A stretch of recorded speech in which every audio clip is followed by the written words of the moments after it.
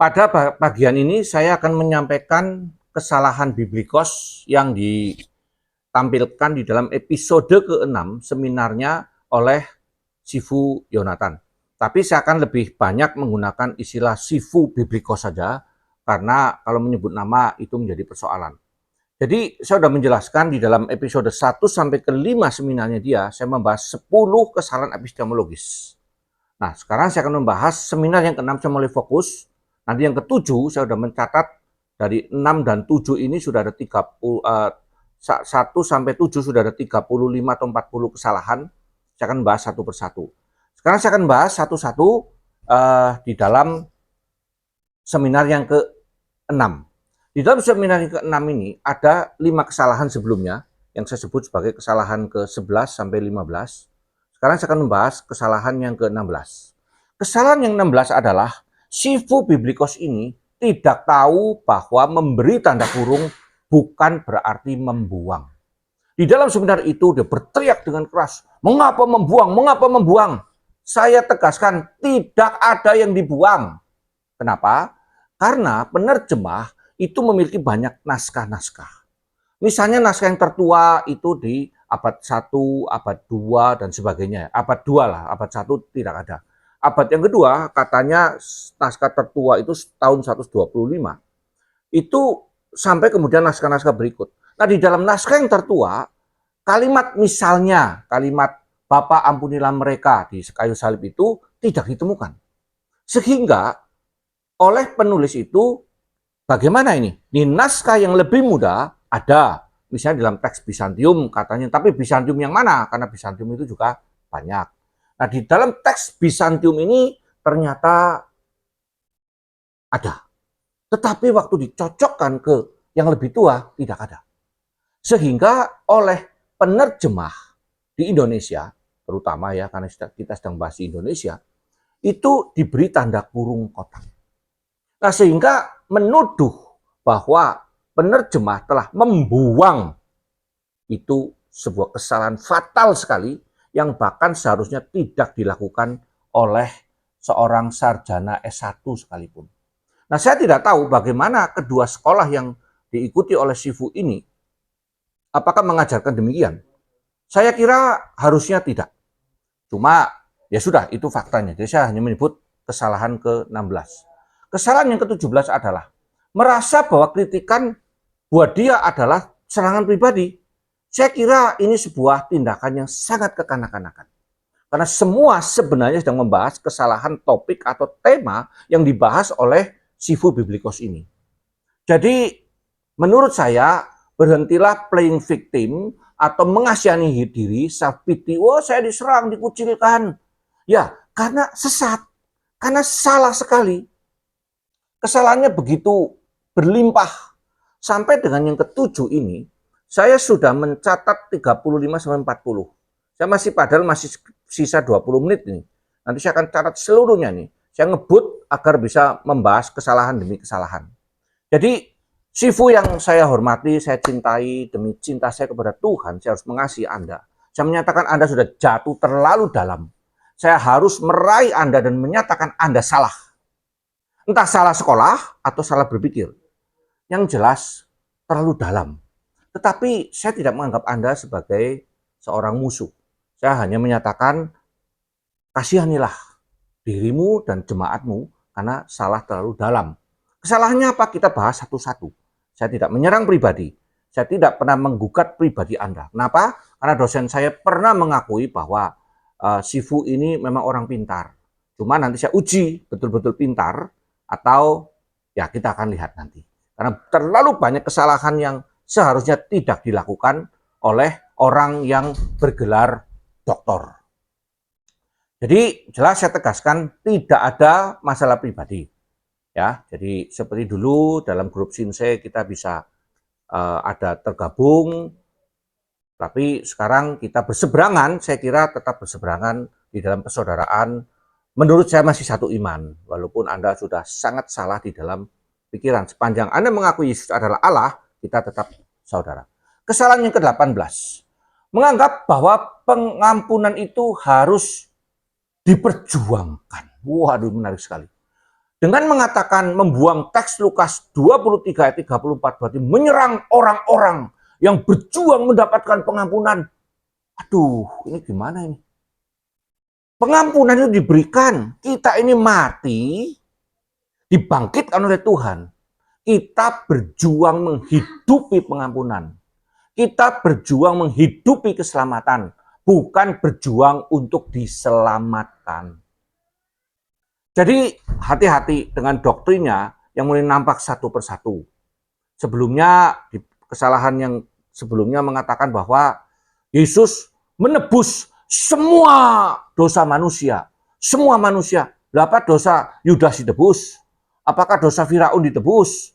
Apakah dosa orang-orang perjanjian lama yang jelas menentang itu juga ditebus? Bileam misalnya.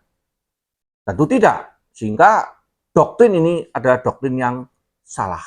Ada dua ya soal doktrin sudah mulai muncul. Pertama, menganggap bahwa Yesus mengampuni semua manusia, menebus semua manusia. Ini menjurus kepada inklusivisme atau kemungkinan malah unitarianisme yang kemudian akan menyatakan semua manusia diselamatkan. Arahnya ke sana ya, sekarang belum kelihatan.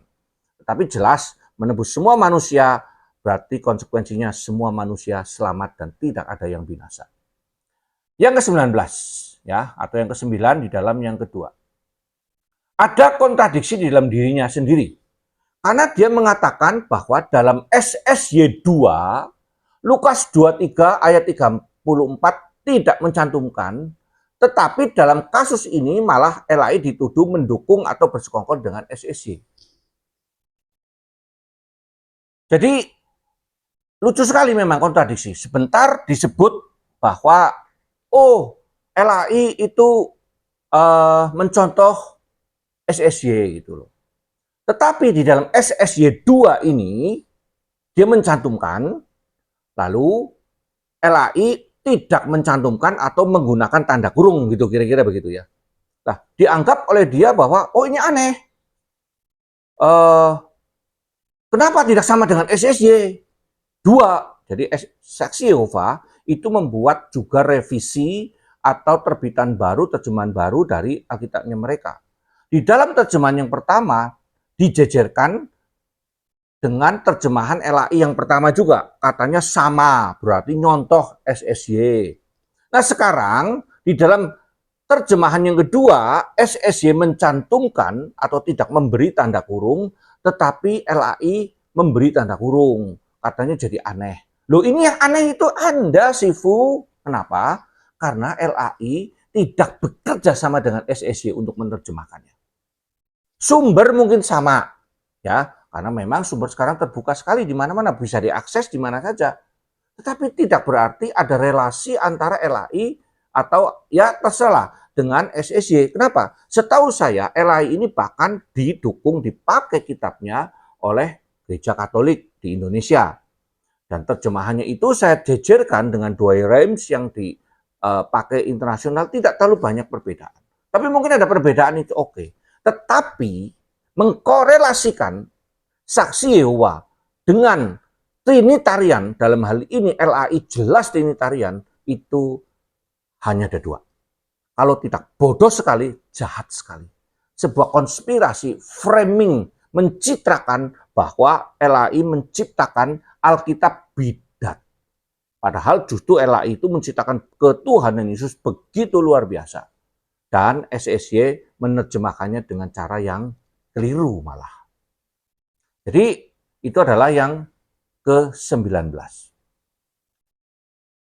Nah yang ke-20, bagi saya di dalam bisnis, sorry saja, maafkan saya. Ini adalah tidak sesuai dengan etika kekristenan. Ini persaingan bisnis yang sangat tidak sehat. Silakan menerjemahkan yang baru. Saya dengan gembira nanti akan membandingkan terjemahan dari Biblikos dengan semua yang ada. Karena itu menjadi kekayaan khazanah kekristenan. Tetapi kemudian dengan menuduh, nanti ya di dalam episode selanjutnya, menuduh bahwa itu dikaitkan dengan montanisme, adopsionisme, arianisme, saya kira ini sebuah kejahatan moral dan etis. Secara etika tidak boleh. Kenapa? Nanti saya akan buktikan semua salah. di dalam sampai ke 30 sekian itu saya sudah catat satu persatu. Tidak sesuai dengan sejarah. Jika sejarah saja dipelintir sedemikian rupa, demi mendukung doktrinnya, saya kira ini nanti akan menjadi satu terjemahan yang justru sangat tidak valid. Karena melakukan eisegese bukannya eksegese. Tidak apa-apa, saya tahu sudah ribuan, konon sudah lebih dari 5.000 yang dipesan dari gereja-gereja. Bahkan ada pendeta yang minta cepat, tidak apa-apa, saya senang. Bisnis berjalan bagus, saya senang, diberkatilah. Tetapi tolong, jangan melakukan fitnah, jangan melakukan kebohongan-kebohongan demi jualan, titik. Sebenarnya saya berharap dari pihak Biblikos mengajukan 1 jagoan, 2 jagoan, atau 3. Coba berdebat, langsung kita buktikan siapa yang salah. Pilihlah yang sama-sama doktor. Kalau berhadapan dengan saya, mungkin Sifu merasa, lu bukan dokter, lu cuma master. Silakan kirim yang sama-sama master. Saya tahu katanya banyak dosen atau mahasiswa yang mendukung, ayo kita berjumpa dalam sebuah diskusi yang santuy dan santun, bersahabat, dan kita memikirkan hal-hal yang lebih baik, yang lebih produktif, dan tentu jujur. Jadi itu adalah 5 kesalahan terakhir dari episode yang ke-6. Sebenarnya ada beberapa sudahlah, tapi saya tidak mau. Saya akan simpulkan aja begini. Untuk Anda-Anda yang beriman tapi tidak mau berpikir, memang tidak perlu nonton. Saya punya video karena ini membutuhkan pemikiran yang mendalam. Jadi tolong yang tidak mau ya sudah, abaikan saja. Kesalahan yang ke-16 adalah memberikan tanda kurung dianggap menghilangkan. Padahal itu bukti kejujuran iman bahwa kita tidak mempunyai teks asli. Walaupun nanti diklaim punya teks asli, itu sebuah kebohongan. Yang ke-17, merasa bahwa kritikan adalah serangan pribadi, itu juga salah karena kita sedang menyerang konsep. 18, doktrinnya keliru bahwa pengampunan harus diperjuangkan. Keselamatan harus diperjuangkan. Saya beritahu tidak. Kita memperjuangkan hidup keselamatan. Kita memperjuangkan untuk menghidupi keselamatan, bukan memperjuangkan agar selamat. 19, ada kontradiksi. Di dalam bagian-bagian sebelumnya mengatakan bahwa LAI mencontoh saksi Yehova, tapi di sini kemudian disangkal mengatakan ini aneh, SSY saja mencantumkan, kenapa ini dikasih tanda kurung? Ini adalah kontradiksi. Dan yang ke-20 adalah persaingan yang tidak sehat karena melakukan black campaign, bahkan dilakukan dengan cara fitnah. Nah, saya akan membahas nanti yang ke-21 itu dari episode yang ke-7. Episode yang ke-7 saya mendengarkan berulang-ulang, takut salah, takut fitnah. Saya masih menyisakan sekitar 15-20 menit di bagian akhir. Henoko.